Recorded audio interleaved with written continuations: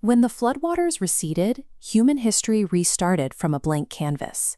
The repopulation of the entire globe, every language, culture, and nation, traces back to a single surviving family: Noah, his wife, and his 3 sons, who stepped off the ark near Mount Ararat.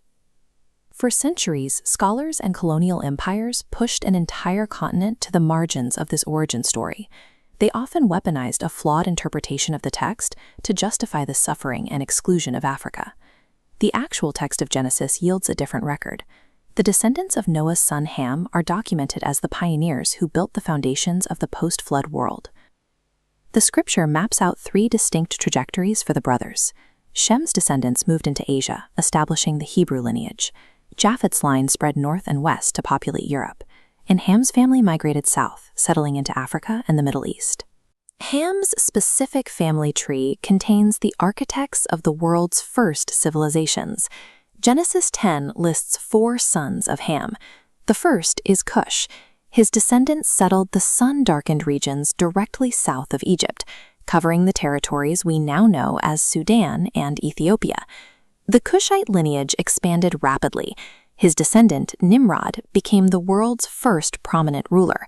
He pushed into Mesopotamia, organizing the earliest known megacities like Babel and Nineveh, creating an early network of trade and power. Back on the African continent, the Kushite kingdoms of Nubia and Meroe developed into economic hubs. They mastered desert trade routes and constructed hundreds of steep stone pyramids. The second son, Mizraim, is the Hebrew word for Egypt. The name itself is grammatically plural, literally translating to the 2 Egypts, which reflects the unification of the upper and lower Nile River valleys.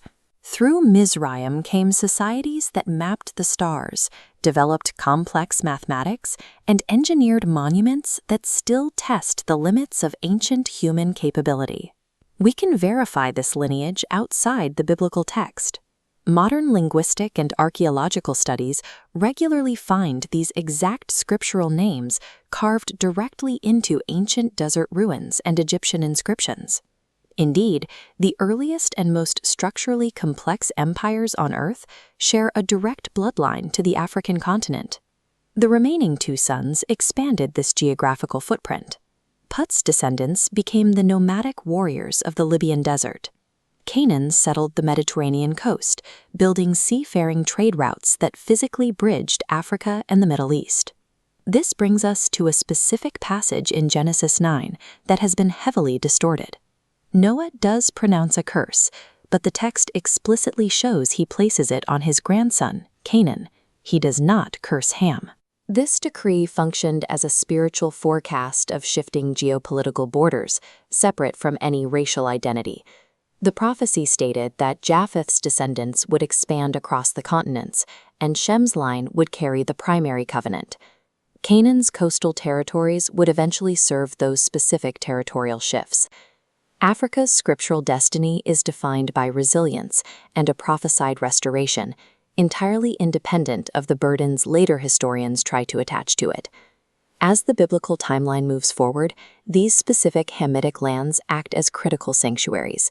When famine struck, Abraham sought refuge in Egypt. Centuries later, the same continent sheltered the baby Jesus from execution. The plagues, the first Passover, and the parting of the Red Sea, events that defined the Old Testament, took place on African soil. As the early church grew, the ancient psalmist's prophecy that Ethiopia shall soon stretch out her hands unto God materialized rapidly as the Christian faith swept down the Nile. North Africa became a powerhouse of Christian intellect.